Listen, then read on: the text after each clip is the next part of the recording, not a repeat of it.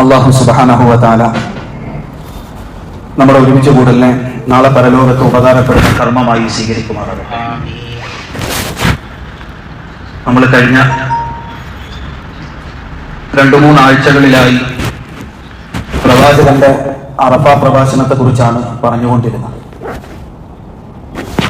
അതിൽ കഴിഞ്ഞ ആഴ്ച നമ്മൾ പറഞ്ഞ വിഷയം മനുഷ്യനെ കൊല്ലുന്നതിനെ കുറിച്ചും മനുഷ്യനെ കൊല്ലണമെന്ന പകയും ഉദ്ദേശവും മനസ്സിൽ കൊണ്ടു നടക്കുന്നതിനെയും തടഞ്ഞുകൊണ്ടുള്ള പ്രവാചകന്റെ വചനമാണ്.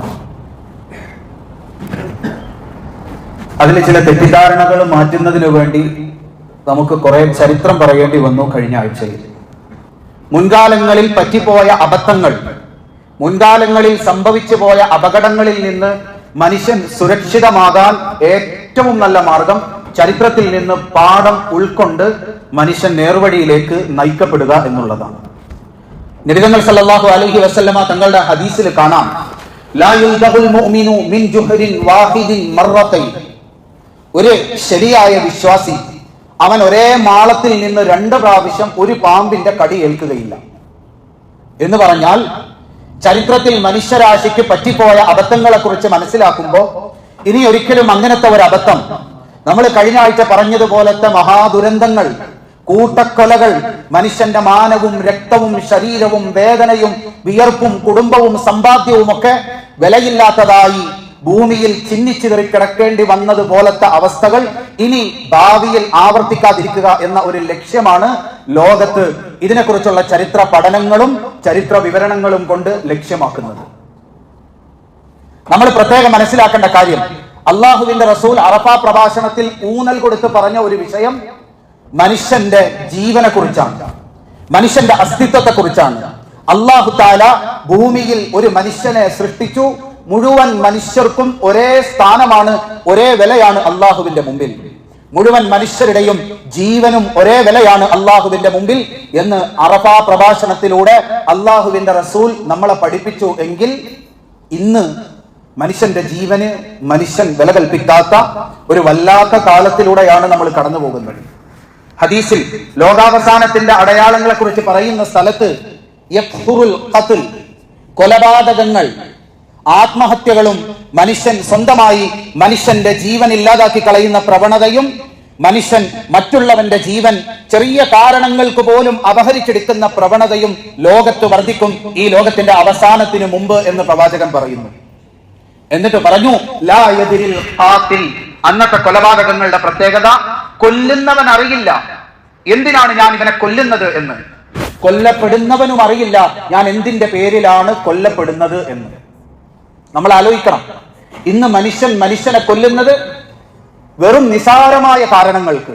ഒരു ഭാഗത്ത് ജീവിതത്തിൽ ഒരിക്കൽ പോലും കണ്ടിട്ടില്ലാത്ത, ജീവിതത്തിൽ ഒരിക്കൽ പോലും പരിചയപ്പെട്ടിട്ടില്ലാത്ത, സംസാരിച്ചിട്ടില്ലാത്ത, പരസ്പരം ഇടപാട് നടത്തിയിട്ടില്ലാത്ത മനുഷ്യരെ ആദർശം, പ്രത്യയശാസ്ത്രം, രാഷ്ട്രീയ ചിന്താഗതി പ്രവർത്തിക്കുന്ന രാഷ്ട്രീയ പാർട്ടി വേറെയായി പോയതിന്റെ പേരിൽ ജീവിതത്തിൽ ഒരിക്കലും കണ്ടിട്ടില്ലാത്ത മനുഷ്യനെ ഇരുട്ടിൽ മറഞ്ഞു നിന്ന് വെട്ടി മണ്ണിനോട് ചേർക്കുന്ന ഒരു കാഴ്ച ഒരു ഭാഗത്ത് നമ്മൾ കണ്ടുകൊണ്ടിരിക്കുന്നു.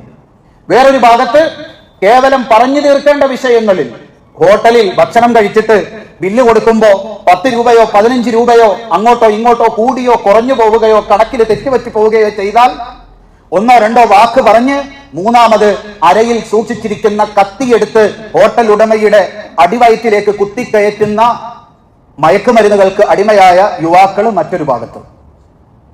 ഇതൊന്നും പോരാഞ്ഞ് മനുഷ്യന്റെ യുക്തിക്ക് ഒരിക്കലും അംഗീകരിക്കാൻ പറ്റാത്ത രീതിയിൽ മനുഷ്യരെ കൊല്ലുന്നത് ഹരമാക്കി തീർത്ത മറ്റൊരു കൂട്ടം മനുഷ്യർ നമ്മൾ ഇന്ന് ലോകത്ത് കണ്ടുകൊണ്ടിരിക്കുകയാണ്. 2001-2002 കാലഘട്ടത്തിൽ യുപിയിൽ ഏകദാണ്ട് 14ഓളം ആളുകളെ കൊന്ന ഒരു സീരിയൽ കില്ലിംഗ് പരമ്പര അരങ്ങേറി.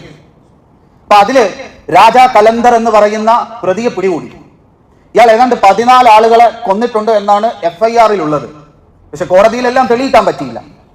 അപ്പൊ അയാളുടെ ഡയറിയിൽ അയാൾ ഈ കൊലപാതകത്തെ കുറിച്ച് എഴുതി വെച്ചിട്ടുണ്ട്. പല ചാനലുകളും ഡോക്യുമെന്ററി ആയിട്ട് അത് പ്രസിദ്ധീകരിച്ചിട്ടുണ്ട്. ഇതിന് ആദ്യത്തെ 2 പേരെ അയാൾ കൊന്നതിന്റെ കാരണം നമ്മളുടെ യുക്തിക്ക് ദഹിക്കാത്തതാണ്. ഒന്ന്, അയാളുടെ നാട്ടിൽപ്പെട്ട, അതേ മതത്തിൽപ്പെട്ട, ഉയർന്ന ജാതിയിൽപ്പെട്ട ഒരു മനുഷ്യനെ കൊന്നു. രണ്ടാമത്തെ ഇരയായ ഒരു മുസ്ലിമിനെ കൊന്നു. ഈ രണ്ടുപേരെയും കൊന്നിട്ട് ഒരാളുടെ തലച്ചോറ് വെളിയിലെടുത്ത് അത് വേവിച്ച് സൂപ്പാക്കി കുടിച്ചു, മറ്റേയാളുടെ തലച്ചോറ് തിന്നു. ഇതിന്റെ കാരണത്തെക്കുറിച്ച് പോലീസ് ചോദിച്ചപ്പോൾ അയാൾ പറഞ്ഞ കാരണം, ഈ ആദ്യത്തെ ആള് ഉയർന്ന ജാതിക്കാരൻ, അയാളുമായി എന്തോ സാമ്പത്തിക ഇടപാടുണ്ടായിരുന്നു. ഇത് ചോദിക്കുമ്പോൾ അയാൾ സ്ഥിരം പറയും, നീയൊക്കെ താഴ്ന്ന ജാതിയല്ലേ, ഞങ്ങളുടെ അത്രയും ബുദ്ധിയും കഴിവും നിനക്കൊക്കെ ഉണ്ടോ എന്ന് സ്ഥിരം ചോദിക്കും. അപ്പൊ ഇയാൾ വിചാരിച്ചു ഇയാളുടെ തലച്ചോറ് കഴിച്ചാൽ ഇയാളെ പോലെ ബുദ്ധി ഉണ്ടാകുമെന്ന് വിചാരിച്ച് ആ മനുഷ്യനെ കൊന്നിട്ട് അയാളുടെ തലച്ചോറ് സൂപ്പ് വെച്ച് കുടിക്കുന്നു. രണ്ടാമത്തെ ആള് മുസ്ലിമാണ്.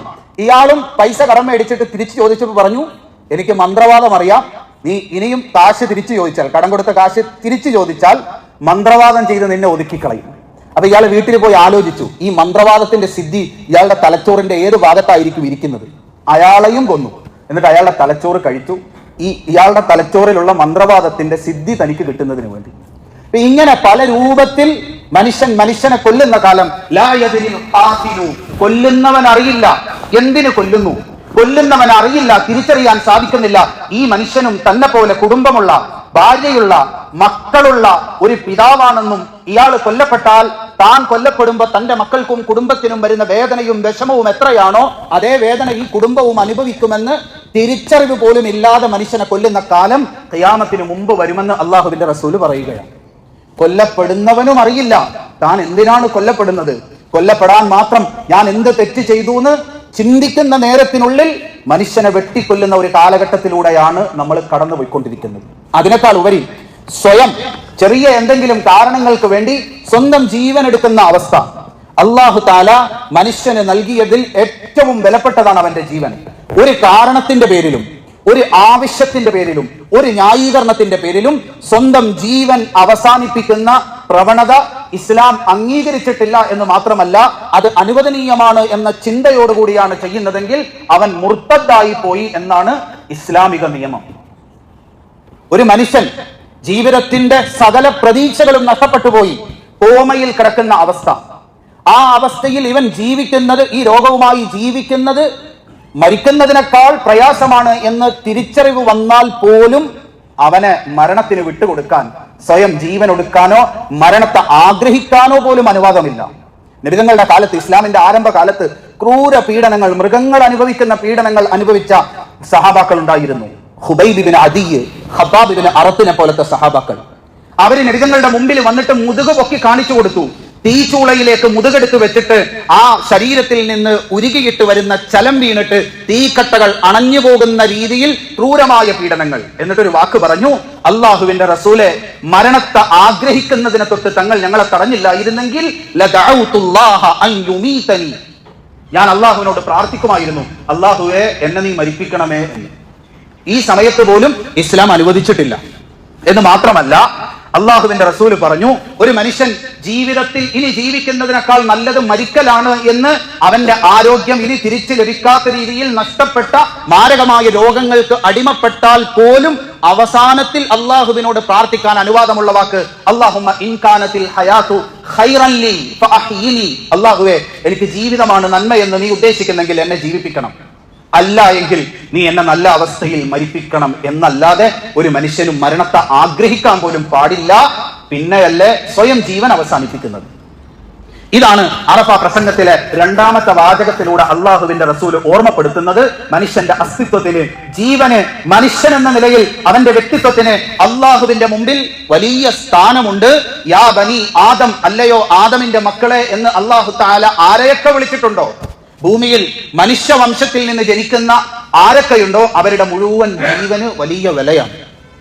മനുഷ്യരിൽ മാത്രം കാണുന്ന ഒരു പ്രത്യേകതയാണ്, ലോകത്തൊരു വിഭാഗവും ഒരു ജീവജാലങ്ങളും പരസ്പരം അതേ വിഭാഗത്തിൽപ്പെട്ട ജീവിയെ കൊല്ലാറില്ല.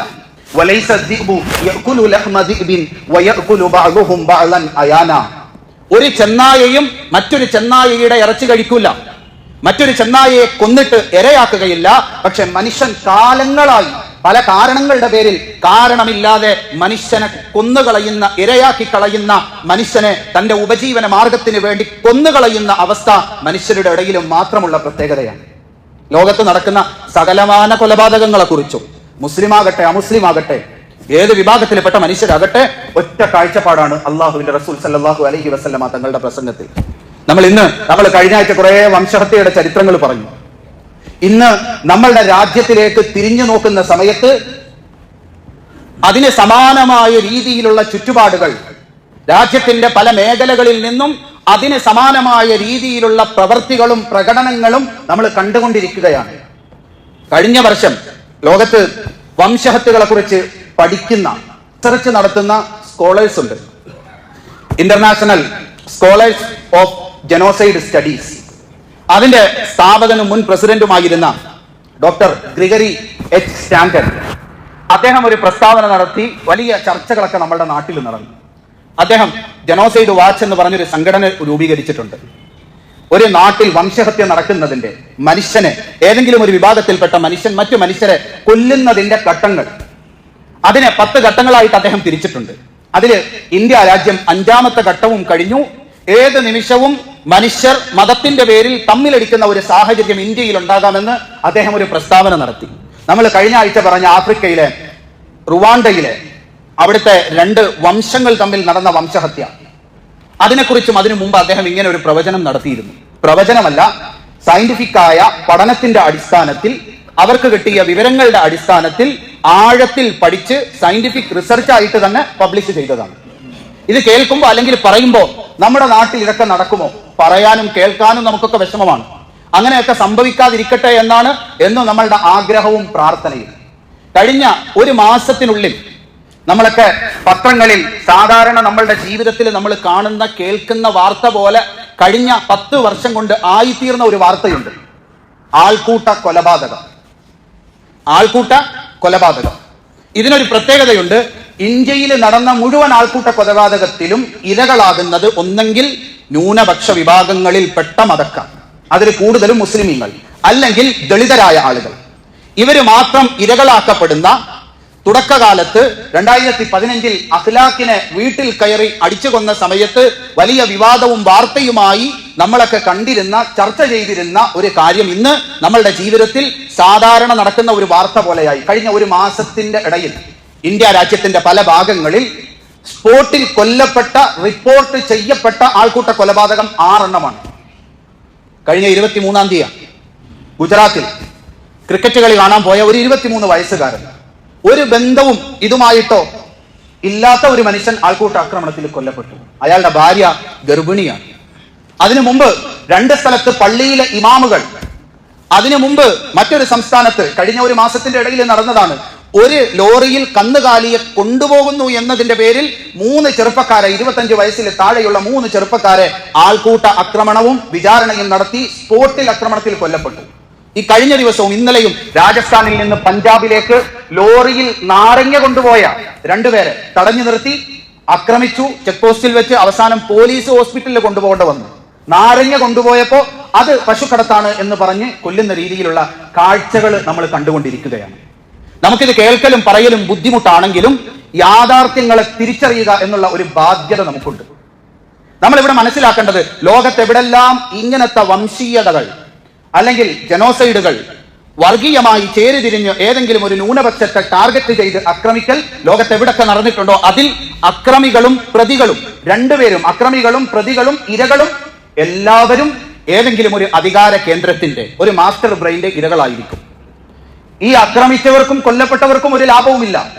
ഏതെങ്കിലും ചില ആളുകൾ അവരുടെ അധികാരം നിലനിർത്തുന്നതിന്, അല്ലെങ്കിൽ അധികാരത്തിന്റെ മറവിൽ അവർ നടത്തുന്ന കൊള്ളരുതായ്മകൾ ജനങ്ങളുടെ ഇടയിൽ ചർച്ച ചെയ്യാതിരിക്കാൻ വേണ്ടി ആ നാട്ടിൽ തന്റെ ഭരണം നിലനിർത്താൻ പറ്റുന്ന ഭൂരിപക്ഷം ഏതാണോ അത് ചിലപ്പോ മതത്തിന്റെ അടിസ്ഥാനത്തിലായിരിക്കും, ചിലപ്പോ ജാതിയുടെ അടിസ്ഥാനത്തിലായിരിക്കും, ചിലപ്പോ നിറത്തിന്റെ അടിസ്ഥാനത്തിലായിരിക്കും. ഏതിലാണോ ഭൂരിപക്ഷത്തെ കൂട്ടത്തിൽ നിർത്തി തന്റെ അധികാരം നിലനിർത്താൻ സാധിക്കുന്നത് അവരെ കയ്യിലെടുത്തുകൊണ്ട് അവർക്കെതിരെ സ്വാഭാവികമായി വരുന്ന ന്യൂനപക്ഷത്തെ അടിച്ചമർത്തുക. ഇതിലൂടെ ഇത് നടത്തുന്ന ആളുകൾക്ക് അവരുദ്ദേശിച്ച കാര്യങ്ങൾ പലതും സാമ്പത്തിക നേട്ടം അല്ലെങ്കിൽ അധികാരം നിലനിർത്തലായിരിക്കും. നമ്മൾ കഴിഞ്ഞ ആഴ്ച സദ്ദാം ഹുസൈൻ നടത്തിയ അൻഫാല് കൂട്ടക്കൊലയെ കുറിച്ച് പറഞ്ഞു. ഈ അൻഫാല് കൂട്ടക്കൊലയുടെ കാരണം എന്താണ്? ഇറാഖും ഇറാനും തമ്മിൽ ഇതിന്റെ അതിർത്തിയിൽ ഒരു നദിയുണ്ട്, ഷാറ്റ് അൽ അറബ് എന്ന് പറഞ്ഞു. ഇത് യൂഫ്രട്ടീസ് ടൈഗ്രീസിൽ നിന്ന് പിരിഞ്ഞു വരുന്ന നദി ആയതുകൊണ്ട് അതിലെ ലോഡ് കടത്തണമെങ്കിൽ ഇറാൻ ഇറാഖിന് ചുങ്കം, ടോള് കൊടുക്കണമെന്നൊരു കരാറുണ്ടായിരുന്നു. കുറെ കാലം കഴിഞ്ഞു. ആയത്തുള്ള ഖുമൈനിയുടെ നേതൃത്വത്തിൽ ഇറാനിൽ വിപ്ലവം നടന്നു. ഇവരിത് കൊടുക്കില്ല എന്ന് പ്രഖ്യാപിച്ചു. സദ്ദാം ഇവർക്കെതിരെ യുദ്ധം പ്രഖ്യാപിച്ചു. സ്വാഭാവികമായിട്ടും സദ്ദാമിനെതിരെ തന്റെ രാജ്യത്ത് ഇറാഖിൽ താമസിച്ചിരുന്ന കുർദ് മേഖലയിലെ ഷിയാക്കളെ, ഒരേ മതത്തിൽപ്പെട്ട രണ്ടാളുകൾ, മുസ്ലിമീങ്ങളായ രണ്ടാളുകൾ, അതിൽ ഒരു വിഭാഗം സുന്നികൾ, ഒരു വിഭാഗം ഷിയാക്കൾ. ഷിയാക്കളെ ഷിയാ മതത്തിന്റെ ആശയങ്ങൾ, അവരുടെ വേദഗ്രന്ഥങ്ങൾ ഉദ്ധരിച്ചുകൊണ്ട് ഇറാന്റെ പരമോന്നത നേതാവ് വ്യാപകമായി പ്രസംഗം നടത്തി ഈ സദ്ദാമിന്റെ രാജ്യത്ത് താമസിക്കുന്ന ഷിയാക്കളെ അദ്ദേഹത്തിനെതിരെ തിരിച്ചുവിട്ടു. അദ്ദേഹത്തിനെതിരെ അവര് അവിവേകം കൊണ്ട് വധശ്രമവും നടത്തി. ഇതിന് പ്രതികാരമായിട്ടാണ് ഇറാഖ് കണ്ടതിൽ ഏറ്റവും മാരകമായ കൂട്ടക്കൊല സദ്ദാം ഹുസൈൻ നടത്തുന്നത്. ലാഭം ഈ വർഗീയത പറഞ്ഞ് പ്രേരിപ്പിച്ച് പ്രസംഗിച്ചു വിട്ട ഇറാനിനും അതിന്റെ പരമോന്നത നേതാവിനും. അപ്പൊ എവിടെയാണോ തങ്ങളുടെ അധികാരവും തങ്ങളുടെ ഭൗതിക താല്പര്യങ്ങളും നിലനിർത്താൻ സാധിക്കുന്ന ഭൂരിപക്ഷമുള്ളത്, ആ ഭൂരിപക്ഷത്തെ കൂട്ടത്തിൽ നിർത്തുക, ന്യൂനപക്ഷങ്ങളെ അടിച്ചൊതുക്കുക. ഇതിന് പല ഘട്ടങ്ങളുണ്ട്. ഇതിന്റെ ഒന്നാമത്തെ ഘട്ടമാണ് ക്ലാസിഫിക്കേഷൻ, വിവേചനം. ഞാനും നീയും എന്ന വിവേചനം മനസ്സുകളിൽ ഉണ്ടാക്കുക. ഒരു നാട്ടിൽ വംശഹത്യകളിലേക്ക് എത്തുന്ന നീണ്ട ആസൂത്രണ പ്രക്രിയയുടെ ഒന്നാമത്തെ ഘട്ടമാണ് ഞാനും നീയും എന്ന വേർതിരിവുണ്ടാക്കുക. ഇന്ന് സ്വാഭാവികമായി നമ്മളുടെയൊക്കെ മനസ്സിൽ ഉണ്ടായിട്ടുണ്ട് അങ്ങനത്തെ ഒരു വേർതിരിവ്. സെനോഫോബിക് എന്ന് പറയും മനഃശാസ്ത്രത്തിൽ. സെനോഫോബിയ എന്ന് പറഞ്ഞാൽ തങ്ങൾ അല്ലാത്ത മറ്റൊരു വിഭാഗം, അത് ചിലപ്പോൾ വേറെ മതക്കാരാകാം, വേറെ നിറത്തിലുള്ളവരാകാം, വേറെ കുടുംബക്കാരാകാം, വേറെ ജാതിക്കാരാകാം, അവരോട് ഒരു വെറുപ്പ്, അല്ലെങ്കിൽ അവരോടൊരു ഭയം, അല്ലെങ്കിൽ അവരെ അപരരായി കാണുന്ന ഒരു മാനസിക അവസ്ഥയാണ്. ഇതിൽ നിന്നാണ് ഇങ്ങനത്തെ കൊലപാതകങ്ങളുടെ എല്ലാം തുടക്കം. ലോകത്ത് നടന്നിട്ടുള്ള മുഴുവൻ വംശഹത്യകളും. നമ്മൾ ഹിറ്റ്ലറിനെ കുറിച്ച് പറഞ്ഞു, എന്തിനാ ഹിറ്റ്ലർ ഈ ഹോളോകോസ്റ്റ് നടത്തി 60 ലക്ഷം മുതൽ 90 ലക്ഷം വരെ ജൂതന്മാരെ കൊന്നൊടുക്കിയത്? ഒറ്റ ലക്ഷ്യം, ജർമ്മനിയുടെ അധികാരം പിടിച്ചെടുക്കണം. സ്വാഭാവികമായും അവിടെ ഒരു ജൂത വിരോധം നിലനിന്നിരുന്നു, അതിനെ ഊതി കത്തിച്ചു. പിന്നെ ഹിറ്റ്ലറിന്റെ അടുത്ത ലക്ഷ്യം ജർമ്മനി വലുതാക്കണം, അയൽ രാജ്യം മുഴുവൻ പിടിച്ചെടുക്കണം. അപ്പൊ ഓരോ രാജ്യത്തോട്ടും പടയോട്ടം നടത്തുമ്പോൾ ജനങ്ങൾ എതിർക്കും. കാരണം യുദ്ധം നടക്കുമ്പോൾ രാജ്യം പട്ടിണിയിലാകും. ഞങ്ങളുടെ ടാക്സ് കൊണ്ടാണ്, അതുകൊണ്ട് വേണ്ടാന്ന് പറഞ്ഞ് എതിർക്കും. എതിർക്കാതിരിക്കാൻ വേണ്ടി ജൂത വിരോധം ഇങ്ങനെ ആളി കത്തിച്ചു മനസ്സിൽ. എന്നിട്ട് ഈ രാജ്യങ്ങളിൽ ഫ്രാൻസിലേക്ക് യുദ്ധത്തിന് പോകുമ്പോൾ ലക്ഷ്യം അവിടുത്തെ ജൂതരെ കൊല്ലലാണ് എന്ന ആളുകളോട് പറയുമ്പോൾ എത്ര ദാരിദ്ര്യം ഉണ്ടെങ്കിലും പട്ടിണി ഉണ്ടെങ്കിലും അവരെ അടിക്കാനല്ലേ, അതുകൊണ്ട് ചെയ്യട്ടെ എന്ന് പറയും. ഇതാണ് ലോകത്ത് എല്ലാ സ്ഥലത്തും നടന്നുകൊണ്ടിരിക്കുന്നത്. നമ്മളുടെ രാജ്യത്തും നടന്നാൽ ഇതായിരിക്കും കാരണം എന്ന് നമുക്ക് ആദ്യം തിരിച്ചറിവുണ്ടായിരിക്കണം. മറ്റാർക്കെങ്കിലും വേണ്ടി അവരുടെ ഇരകളായി ഒരു മനുഷ്യൻ മറ്റൊരാളുടെ ഇരയാകുന്നത്, ചൂഷണത്തിന് വിധേയമാകുന്നത് അയാളുടെ താല്പര്യത്തിന് വേണ്ടി പ്രവർത്തിക്കുന്ന അവസ്ഥയിലേക്ക് എത്തുമ്പോഴാണ്. ഇന്ന് നമ്മളുടെ നാട്ടിൽ നമ്മൾ മനുഷ്യരായി ആരാധനകളിലും ജീവിതത്തിന്റെ വ്യക്തിപരമായ കർമ്മങ്ങളിലും ഒതുങ്ങി നിന്നിരുന്ന മതത്തിന്റെ കർമ്മങ്ങളും ആചാരങ്ങളും ചിഹ്നങ്ങളും, അതിനപ്പുറം മനുഷ്യൻ എന്ന നിലയിൽ ഒരേപോലെ സഹകരിച്ചിരുന്ന മനുഷ്യരുടെ ഇടയിൽ വേർതിരിവ് ഇന്ന് ഉണ്ടായി എങ്കിൽ ഈ പറയുന്ന സെനോഫോബിയയുടെ ഒന്നാമത്തെ സ്റ്റേജിലാണ് നമ്മൾ ഇവിടെ നിന്നിറങ്ങി ഭരണിക്കാവ് ടൗണിലേക്ക് ചെല്ലുമ്പോൾ നമ്മളുടെ മതത്തിലോ നമ്മളുടെ ജാതിയിലോ നമ്മളുടെ വർഗത്തിലോ പെടാത്ത ഒരു അപരനെ മറ്റൊരു പ്രവൃത്തിയുടെ പേരിലും അല്ലാതെ ആൾക്കൂട്ടത്തിൽ നിന്ന് നമുക്ക് കണ്ടെത്താൻ സാധിക്കുന്നുണ്ടെങ്കിൽ നമ്മൾ മനസ്സിലാക്കിക്കൊള്ളണം, ഈ മാനസിക രോഗത്തിന്റെ ഒന്നാം ഘട്ടം നമുക്കും ബാധിച്ചു എന്ന്. അറഫ പ്രസംഗത്തിൽ അള്ളാഹുവിന്റെ റസൂല് അവസാനത്തിൽ പറഞ്ഞ വാക്കും ഇതാണ്, ലാ ഫളല ലി അറബിയ്യിൻ അലാ അജമി വലാ ലി അസ്വദ് അലാ അഹ്മർ. ഒരു അറബിക്കും അറബി അല്ലാത്തവനേക്കാൾ ഒരു മഹത്വവുമില്ല. ഒരു കറുത്തവനും ഒരു ചുവന്നവനും തമ്മിൽ മനുഷ്യൻ എന്ന നിലയിൽ ഒരു വ്യത്യാസവുമില്ല. ഇങ്ങനെ അപരത്തെ മനുഷ്യന്റെ മനസ്സിലേക്ക് സൃഷ്ടിക്കുക. പിന്നെ പതിയെ സംഭവങ്ങൾ ഉണ്ടാക്കി അതിന് 10 ഘട്ടങ്ങൾ പറയുന്നുണ്ട്. ഇവര് സമൂഹത്തിൽ അപകടമാണെന്നുള്ള ഭീതി ഉണ്ടാക്കുക, ഇവര് മനുഷ്യരല്ല എന്ന ഭീതി ഉണ്ടാക്കുക, പിന്നെ കൊന്നാലും ചോദിക്കാൻ ആരുമില്ലാത്ത അവസ്ഥ. ഇന്ന് ഇങ്ങനത്തെ കൊലപാതകങ്ങൾ നടക്കുമ്പോ കൊലപാതകത്തെ ന്യായീകരിക്കാൻ പോലീസ് ശ്രമിക്കുന്ന സാഹചര്യം. കഴിഞ്ഞ പെരുന്നാളിന്റെ സമയത്ത് ഹിമാചൽ പ്രദേശില് നഹാൻ എന്ന് പറയുന്ന സ്ഥലത്തൊരു സംഭവം ഉണ്ടായി. അവിടുത്തെ ഒരു മുസ്ലിം വ്യാപാരിയുടെ തുണിക്കട അടിച്ചു തകർത്തു. അപ്പൊ അതിന്റെ കാരണം അയാളുടെ ഫോണില് വാട്സപ്പില് സ്റ്റാറ്റസിൽ ബലിമൃഗത്തിന്റെ ഫോട്ടോ ഉണ്ടായിരുന്നു. അയാള് UP-യിലെ ഷിംലി എന്ന് പറയുന്ന പ്രദേശത്തെ ആളാണ്. അയാൾ നാട്ടിൽ പോയപ്പോഴാണ്, പെരുന്നാൾ ആഘോഷിക്കാൻ പോയപ്പോഴാണ് ഈ സ്റ്റാറ്റസ് ഇടുന്നതും ഇവിടെ കടയടിച്ച് തകർക്കുന്നത്. 2 ദിവസം കഴിഞ്ഞ് നഹാനിലെ പോലീസ് കമ്മീഷണറുടെ വാർത്താ സമ്മേളനം. അയാൾ പറയുന്നത്, ഞങ്ങൾ അന്വേഷിച്ചു, ആ സ്റ്റാറ്റസിലുള്ളത് പശുവല്ല പോത്താണ്. ഇപ്പുറത്തെ UP-യിലെ ഷിംലിയിലെ പോലീസ് ഇയാൾക്കെതിരെ കേസെടുത്തു. പ്രകോപനമുണ്ടാക്കുന്ന ചിത്രം സോഷ്യൽ മീഡിയയിൽ സ്റ്റാറ്റസ് ആയിട്ടിട്ടു. കട തല്ലിപ്പൊളിച്ചതിനെ കുറിച്ച്, അതില് കൊള്ള നടത്തിയതിനെ കുറിച്ച് ആർക്കും മിണ്ടാനുമില്ല, പറയാനുമില്ലാത്ത രീതിയിൽ ഇതിന്റെ പല പ്രക്രിയകളും അടയാളങ്ങളും നമ്മളുടെ നാട്ടിൽ കണ്ടുകൊണ്ടിരിക്കുന്ന ഒരു അവസ്ഥയാണ്. ഇവിടെ ഇതെന്തിനാണ് നമ്മളോട് പറയുന്നത് എന്ന് ചോദിച്ചാൽ നമുക്കൊക്കെ ഒരു തോന്നലുണ്ട്, നമ്മൾ ആരും ഇതിൽ പങ്കാവില്ല. പിന്നെ നമ്മൾ മനസ്സിലാക്കേണ്ടത്, ഇങ്ങനെ ഒരു സാഹചര്യം, മനുഷ്യൻ ന്യൂനപക്ഷവും ഭൂരിപക്ഷവുമായി ഭിന്നിച്ചു നിൽക്കുന്ന ഒരു സാഹചര്യത്തിൽ പ്രശ്നങ്ങൾ ഉണ്ടായാൽ ഏതെങ്കിലും ഒരു പക്ഷത്തെ മാത്രം അത് ബാധിക്കുകയില്ല. പലപ്പോഴും അക്രമികളായ ആളുകളെ വലിയ രീതിയിൽ ബാധിക്കുന്ന വലിയ പ്രശ്നങ്ങൾ ഇതിന്റെ പിന്നിലുണ്ടാകും. ഏതെങ്കിലും ഒരു പക്ഷത്തെ മാത്രം ഇത് ബാധിക്കുകയില്ല, ആ നാടിനെ മൊത്തത്തിലായിരിക്കും ഇത് ബാധിക്കുന്നത്. നമ്മൾ ഇതിന്റെ ആളുകളാകുമോ ഇല്ലയോ എന്ന് ചോദിച്ചാൽ, ലോകത്ത് നടന്ന മുഴുവൻ വംശഹത്യകളിലും ഇരകളും പ്രതികളുമാക്കപ്പെടുന്നത് നമ്മളെ പോലത്തെ സാധാരണക്കാരാണ്. നമുക്ക് തോന്നും നമുക്ക് ആരെയും കൊല്ലാൻ സാധിക്കൂല, ആരെയും അടിക്കാൻ ആക്രമിക്കാൻ സാധിക്കുകയില്ല. ഈ സെനോഫോബിക് എന്ന് പറയുന്ന ഒരു മാനസിക അവസ്ഥയിലേക്ക് എത്തുന്ന മനുഷ്യൻ, ലോകത്ത് വംശഹത്യകൾ നടത്തിയ സമയത്ത് അതിൽ പങ്കെടുത്ത ആളുകളുടെ മാനസികാവസ്ഥയെ കുറിച്ചുള്ള പഠനങ്ങളുണ്ട്. ബിക്കമിങ് ഈവിൽ എന്ന് പറഞ്ഞൊരു പുസ്തകമുണ്ട്. അതിൽ കുറെ സംഭവങ്ങൾ പറയുന്നുണ്ട്. നമ്മൾ പറഞ്ഞു ലോകത്തെ പല വംശഹത്യകളെ കുറിച്ചും. ആഫ്രിക്കയിൽ നടന്ന വംശഹത്യയിൽ ആ നാട്ടിലൊരാളുണ്ടായിരുന്നു. അയാൾക്ക് രക്തം കണ്ടാൽ രക്തം കണ്ട തല കറങ്ങും. അയാൾക്ക് കന്നുകാലികളെ അറുക്കാൻ പേടിയായിരുന്നു. കൂലിക്ക് ആളെ വിളിച്ചിട്ടാണ് കന്നുകാലികളെ അറുത്തത്. അയാള് വംശഹത്യ തുടങ്ങിയ ദിവസം 100-ലധികം ആളുകളെ ഈ തലകറക്കവും ഈ അറപ്പും പേടിയുമില്ലാതെ കൊന്നതിനെ കുറിച്ച് അദ്ദേഹം എഴുതുന്നുണ്ട്. വീട്ടിൽ മക്കളും ഭാര്യയും ഒക്കെയുള്ള സാധാരണ മനുഷ്യൻ റുവാണ്ടയിൽ വംശഹത്യ നടന്നപ്പോ മറ്റൊരു വീട്ടിലേക്ക് പോയി അവിടുത്തെ ചെറിയ 1-2 വയസ്സ് പ്രായമുള്ള കുഞ്ഞുങ്ങളെ താലി പിടിച്ച് തൂക്കി തല കല്ലിലടിച്ച് കൊന്നിട്ട് അതേ രാത്രിയിൽ വീട്ടിൽ വന്ന് സ്വന്തം മക്കളെ താലോലിക്കുന്ന മാനസികാവസ്ഥയിലേക്ക്, വൈരുദ്ധ്യമായ പ്രവൃത്തിയിലേക്ക് മനുഷ്യനെ കൊണ്ടെത്തിക്കുന്ന രീതിയിൽ മനുഷ്യന്റെ മനസ്സിന്റെ കൺട്രോൾ പോലും ഇത് ഓർഗനൈസ് ചെയ്യുന്ന ആളുകൾ ഏറ്റെടുക്കുന്ന രീതിയിൽ നമ്മളുടെ അവസ്ഥ മാറും. നമ്മൾ ആരും വിചാരിക്കണ്ട ഇങ്ങനെയൊക്കെ സംഭവിച്ചാൽ നമ്മൾ ഇതിൽ പ്രതികളും ഇരകളും ഒന്നും ആവില്ല. ഈ വർഗീയതയെക്കുറിച്ച്, വംശീയ ഉന്മൂലനെ കുറിച്ചൊക്കെ സാധാരണ മെറ്റഫറുകൾ, ഉദാഹരണങ്ങൾ പറയുന്നത് കാട്ടുതീ പോലെയാണ്. കാട്ടുതീ, നമ്മളിങ്ങനെ റോഡിലൂടെ പോകുമ്പോൾ മരങ്ങൾ കാണും, നല്ല പച്ചപ്പുള്ള തണല് തരുന്ന പഴങ്ങൾ പിടിച്ചു നിൽക്കുന്ന മരങ്ങൾ നമ്മൾ റോഡിലൂടെ പോകുമ്പോൾ കാണും. പക്ഷെ അടിക്കാട്ടിൽ ചെറിയ ഒരു തീ പിടിച്ചാൽ ഈ പച്ച മരങ്ങളും ആളിക്കത്തി അടുത്ത മരത്തിന് തീ കൊടുക്കുന്ന അവസ്ഥയിലേക്ക് മാറിപ്പോകും. ആസ്ട്രേലിയയിൽ ഒരു പക്ഷി ശാസ്ത്രജ്ഞനുണ്ട്. അപ്പൊ അദ്ദേഹത്തിന്റെ ഒരു പഠനം പബ്ലിഷ് ചെയ്തിട്ടുണ്ട്. അവിടെ ഉള്ള ചില പരുന്തുകൾ ഏതെങ്കിലും സ്ഥലത്ത് തീ കത്തുന്നുണ്ടെങ്കിൽ അവിടുന്ന് ചെറിയ ചുള്ളിക്കമ്പുകൾ കൊണ്ടുവന്നിട്ട് ആ കാട്ടിലെ ചെറിയ ചെറിയ പുൽമേടുകളിൽ കൊണ്ടുവന്നിടും. ഇവരിടുന്നത് എന്തിനാന്ന് വെച്ചാൽ, ഈ കമ്പിന്റെ അറ്റത്ത് തീ കാണുമ്പോൾ ആ പുൽമേടുകളിൽ ഒളിച്ചിരിക്കുന്ന ഓന്ത്, പല്ലി പോലത്തെ ഇതിന്റെ ഇരകൾ മിന്നാമിനുങ്ങാണെന്ന് പറഞ്ഞ് ഇര പിടിക്കാൻ വേണ്ടി വെളിയിലേക്ക് വരുന്ന സമയത്ത് ഈ പരുന്തുകൾ ഇരയെ പിടിക്കും. പക്ഷെ ഇര പിടിക്കാൻ വേണ്ടി കൊണ്ടുപോയി ഇടുന്ന ഈ തീക്കനല് പലപ്പോഴും അവിടെ നിന്ന് കത്തി വലിയ കാട്ടുതീയായി, മാസങ്ങളോളം കത്തുന്ന കാട്ടുതീയായി മാറും. ഇന്ന് നമ്മളുടെ നാട്ടിൽ ഈ പ്രസംഗിക്കുന്ന വർഗീയതകൾ കഴിഞ്ഞ 2023 മാത്രം 239 പരസ്യ പ്രസംഗങ്ങളാണ് മുസ്ലിമീങ്ങൾക്കെതിരെ പള്ളികൾ ആക്രമിക്കുന്നതിനും ബോയ്ക്കോട്ട് ചെയ്യുന്നതിനും വംശീയ ആക്രമണം നടത്തുന്നതിനും ആയുധങ്ങൾ എടുക്കണമെന്നും പറഞ്ഞ് ഉത്തരവാദിത്തമുള്ള ആളുകൾ ഇന്ത്യയിൽ പരസ്യമായി പ്രസംഗിച്ചത്. ഒരെണ്ണത്തിന് പോലും നിലവിൽ എന്തെങ്കിലും ആക്ഷൻ എടുത്ത കേസില്ല.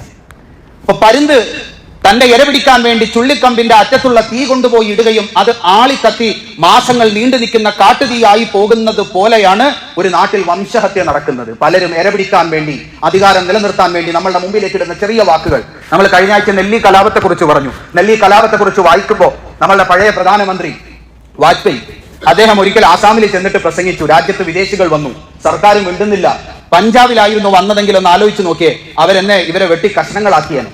ഇത് പ്രസംഗിച്ചിട്ട് തിരിച്ച് ഡൽഹിയിലേക്ക് അദ്ദേഹം വന്നു. അദ്ദേഹം വെറുതെ പറഞ്ഞതാണ്.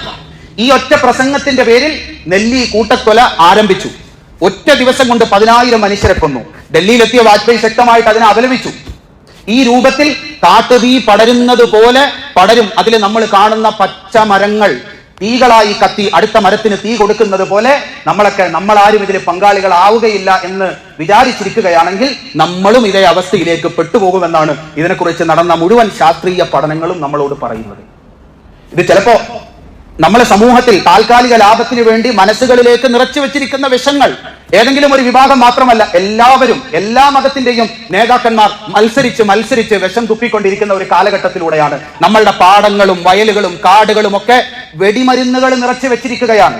ചെറിയ ഒരു അടിക്കാടിന് ചെറിയ ഒരു തീ പിടിച്ചാൽ മുഴുവൻ കത്തി നശിക്കുന്ന അവസ്ഥയിലേക്ക് മനുഷ്യന്റെ മാനസിക അവസ്ഥയെ നമ്മളുടെ നാട്ടിൽ മതത്തിന്റെ അടിസ്ഥാനത്തിൽ വേർതിരിച്ച് വെച്ചിരിക്കുകയാണ്. ഇതിന് ചുക്കാൻ പിടിക്കുന്ന ആളുകൾ ഏതെങ്കിലും ഒരു വിഭാഗത്തെ മാത്രം നോട്ടമിടുമെന്ന് നിങ്ങൾ വിചാരിക്കണ്ട. ജർമ്മനിയിലൊക്കെ കണ്ടതുപോലെ ആദ്യം അവര് ജൂതരെ തേടി വന്നു. ഞാൻ ജൂതനല്ലായിരുന്നു, പിന്നെ കമ്മ്യൂണിസ്റ്റുകളെ തേടി വന്നു, ഞാൻ കമ്മ്യൂണിസ്റ്റുകളല്ലായിരുന്നു എന്ന് പറയുന്നത് പോലെ ഈ ലിബിയയിൽ കേണൽ മുഹമ്മദ് ഗദ്ദാഫിയെ കുറിച്ചുള്ള ഒരു പുസ്തകമുണ്ട്. അതില് ലിബിയക്കാര് സാമ്രാജ്യത്വത്തിനെതിരെ പറഞ്ഞിരുന്ന ഒരു വാചകം പറയുന്നുണ്ട്. അതിങ്ങനെയാണ്: ഞാൻ എന്റെ സഹോദരങ്ങൾക്ക് ശത്രുവാണ്, ഞാനും എന്റെ സഹോദരങ്ങളും എന്റെ കസിൻസിന്റെ ശത്രുവാണ്, ഞാനും എന്റെ സഹോദരങ്ങളും എന്റെ കസിൻസും എഗെയിൻസ്റ്റ് ദ വേൾഡ്, ലോകത്തുള്ള ബാക്കിയുള്ളവരുടെ ശത്രുവാണ്. പ്രബലരായവരെ ഇല്ലാതാക്കി കഴിഞ്ഞാൽ പിന്നെ അടുത്ത ഊഴം അതിന്റെ താഴെയുള്ളവർക്കായിരിക്കുമെന്ന് ലോകത്തെ എല്ലാ വംശഹത്യകളും നമ്മളുടെ മുമ്പിൽ നേർചിത്രം പോലെ വരച്ചു കാണിക്കുന്നു. ഇവിടെ നമ്മൾ മനസ്സിലാക്കേണ്ട ഒരു കാര്യം, ഒന്നാമതായി എങ്ങനെ ഇതിനെ തടയിടാം. നമ്മൾ എപ്പോഴും ജീവിക്കുന്ന നമ്മളുടെ സാമൂഹിക സാഹചര്യം, സാമൂഹിക ബോധം അത് എത്ര കലുഷിതമായിരിക്കുന്നു എന്ന് നമ്മൾ ആലോചിക്കണം. ഈ അടുത്ത സമയത്ത് യുക്രൈൻ റഷ്യ യുദ്ധം ഉണ്ടായപ്പോൾ സോഷ്യൽ മീഡിയയിൽ ഒരാൾ എഴുതി, ഈ പെട്രോളിന് വില കൂടുന്നത് ഈ മുസ്ലിമീങ്ങൾ വില കൂട്ടിയിട്ടാണ്. റഷ്യയും യുക്രൈനും തമ്മിൽ സ്വാഭാവിക യുദ്ധം ഉണ്ടായി. ഒരു ഭാഗത്ത് റഷ്യ എന്ന മഹാശക്തി, മറുഭാഗത്ത് ലോകത്തെ കമ്പോളങ്ങളെ നിലനിർത്തുകയും നിയന്ത്രിക്കുകയും ചെയ്യുന്ന വലിയ ശക്തിയുടെ പിന്തുണയോടുകൂടി യുക്രൈൻ. ഇവർ തമ്മിൽ യുദ്ധം ഉണ്ടാവുമ്പോൾ സ്വാഭാവികമായും യുദ്ധത്തിൽ പെട്രോളിയം ഉൽപ്പന്നങ്ങളുടെ ആവശ്യം കൂടും. ആവശ്യം കൂടുമ്പോൾ മാർക്കറ്റിൽ ഡിമാൻഡ് കൂടും. ഈ യുദ്ധത്തിന്റെ സാഹചര്യത്തിൽ അതിന്റെ ട്രാൻസ്പോർട്ടേഷൻ ബുദ്ധിമുട്ടാകും, ചെലവേറും. കപ്പലുകളുടെ കമ്പനിക്കാർ ഇൻഷുറൻസിന്റെ തുക കൂട്ടും. അതിനിവിടെ തുക കൂട്ടിയേ പറ്റൂ. ഇത്ര ജീവിതത്തിൽ പെട്രോളിന്റെ വിലയുടെ ഇരട്ടി ടാക്സ് ആയിട്ടും എക്സൈസ് ഡ്യൂട്ടി ആയിട്ടും കൊടുത്തു മുടിഞ്ഞു നിൽക്കുന്ന മനുഷ്യരുടെ മുമ്പിൽ ഇങ്ങനെ യാതൊരു അർത്ഥവുമില്ലാത്ത, യാതൊരു സത്യസന്ധതയും ഇല്ലാത്ത ഒരു കേവലം ഫേസ്ബുക്കിന്റെ സ്ക്രീൻഷോട്ട് മതി ആ ഒരു വിഭാഗത്തിനോട് മാനസികമായ ശത്രുതയുണ്ടാകാൻ. ഇത് എല്ലാ മേഖലയിലും നമ്മളുടെ രാജ്യത്ത് നടന്നുകൊണ്ടിരിക്കുകയാണ്. അതുകൊണ്ട് നമ്മൾ മനസ്സിലാക്കേണ്ടത്, നമ്മൾ ഇതിനെതിരെ സംസാരിക്കുകയോ പ്രതികരിക്കുകയോ അല്ല വേണ്ടത്. ആദ്യമായി ഒരു സമൂഹത്തിൽ നിന്ന് ഇത് പറയുന്നവരെ, പ്രവർത്തിക്കുന്നവരെ അകറ്റി നിർത്തുക എന്നുള്ളത് ഒന്നാമത്തെ ബാധ്യതയാണ്. കാരണം മനുഷ്യന്റെ തലച്ചോറിനൊരു പ്രത്യേകതയുണ്ട്. തന്റെ ചുറ്റിനും നടക്കുന്ന സാമൂഹിക സാഹചര്യങ്ങളെ, സാമൂഹിക അന്തരീക്ഷങ്ങളെ പഞ്ഞി, സ്പോഞ്ച് വെള്ളം ഒപ്പിയെടുക്കുന്നത് പോലെ നമ്മളുടെ തലച്ചോർ ഒപ്പിയെടുക്കും. സ്പോഞ്ച് വെള്ളം ഒപ്പിയെടുക്കുന്നത് നമ്മൾ കണ്ടിട്ടുണ്ട്. വലിയ കുറേ വെള്ളമുണ്ടെങ്കിലും തുണിയാണെങ്കിലും നമ്മളിട്ട് തുടയ്ക്കണം. സ്പോഞ്ചാണെങ്കിൽ അതിന്റെ മുകളിൽ ഇട്ടാൽ മതി. നമുക്ക് കാണുമ്പോൾ തോന്നി ഇത് മൊത്തം ഒപ്പിയെടുക്കുമെന്ന്.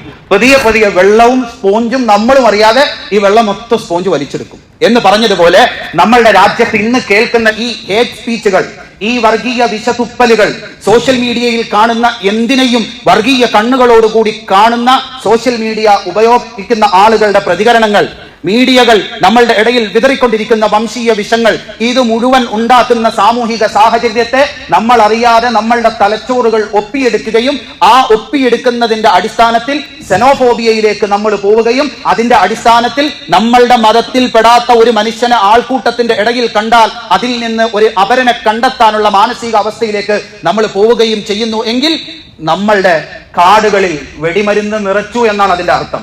ഇനി അടിക്കാട്ടിൽ ഒരു ചെറിയ തീമതി, ഈ പച്ച മരങ്ങൾ പോലും ആളിക്കത്തി തൊട്ടടുത്ത മരത്തിലേക്ക് തീ പകരുന്ന, സർവനാശങ്ങളും ലോകത്തുണ്ടാക്കുന്ന, രാജ്യത്തെ നശിപ്പിക്കുന്ന, മനുഷ്യനെ നശിപ്പിക്കുന്ന, സമൂഹത്തെ നശിപ്പിക്കുന്ന സാഹചര്യങ്ങളെ മുഴുവൻ അപകടത്തിലേക്ക് തെള്ളിയിടുന്ന ഈ മഹാവിപത്തുണ്ടാകാൻ.